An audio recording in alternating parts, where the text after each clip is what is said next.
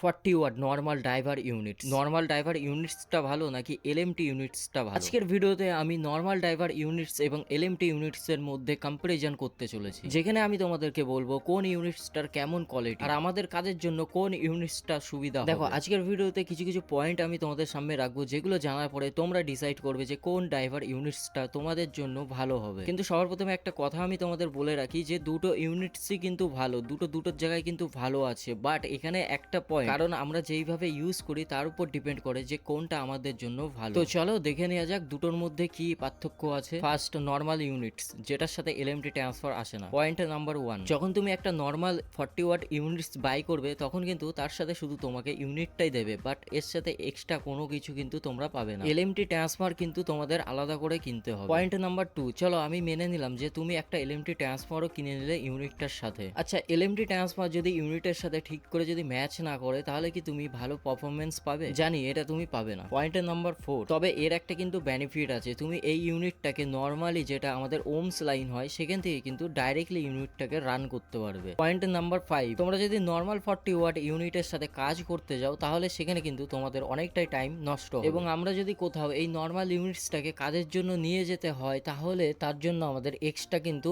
Carrying বেশি লাগবে। তার কারণ হচ্ছে আমাকে ইউনিটটাও নিতে হচ্ছে এবং তার সাথে আমাদের এলএমটি ট্রান্সফারও নিতে হচ্ছে। পয়েন্ট নাম্বার 6, এলএমটি ট্রান্সফার কেনার সাথে সাথে আমাদের কিন্তু তার বের করে আমাদের এক্সট্রা ভাবে কালেকশন নিজেদেরকে তৈরি করে নিতে হয়, যেখানে আমাদের তারের পেছনেও কিন্তু কিছু ইনভেস্ট হয়ে যাচ্ছে এবং আমাদের টাইমটাও যাচ্ছে এক্সট্রা ভাবে। কিন্তু যদি আমি ডাইরেক্ট ইউনিটস এর কথা বলি তাহলে এই ইউনিটস গুলোর কোয়ালিটি কিন্তু খুবই দারুণ হয়। ইউনিটস গুলো কিন্তু লাউডনেস নিয়ে কোনো সমস্যা নেই, লাউডনেস যথেষ্ট পরিমাণে তোমরা পেয়ে যাবে, যতটা অ্যাকচুয়ালি পাওয়া উচিত। ফ্রিকোয়েন্সি রেসপন্স নিয়েও কোনো অভিযোগ নেই। আচ্ছা, এইবার যদি আমি কথা বলি আমাদের এলএমটি ইউনিটস নিয়ে, তো সেখানে তোমরা কি কি বেনিফিট নিতে পারবে। সেখানে তোমাদের প্রথমত এক্সট্রা ভাবে কোনো এলএমটি ট্রান্সফার কিনতে হচ্ছে না, দ্বিতীয়ত তোমাকে কোনো এক্সট্রা ভাবে কোনো তারের কালেকশন করতে হচ্ছে না, এবং ইউনিটস গুলো খুবই কম্প্যাক্ট সাইজের মধ্যে হয়ে থাকে, যেখানে তোমাদের এক জায়গা থেকে আরেক জায়গা ক্যারিং এর যে স্পেসটা সেটা কিন্তু তোমাদের অনেকটাই বেঁচে যাবে। এবং ইউনিটস এর ওয়াটেজটা আমরা খুব সহজেই, পিছনের একটা রোটারি নব দেওয়া আছে যার সাহায্যে কিন্তু আমরা এর ওয়াটেজটা ম্যানুয়ালি চেঞ্জ করতে পারবো, যেটা হচ্ছে খুবই একটা সুবিধাজনক বিষয়। কিন্তু এই ইউনিটস এর একটা ডিসঅ্যাডভান্টেজ আছে, যেটা হলো তুমি এই ইউনিটস কে চাইলেই কিন্তু ডাইরেক্টলি রান করতে পারবে না ওমস লাইনে। তোমাদের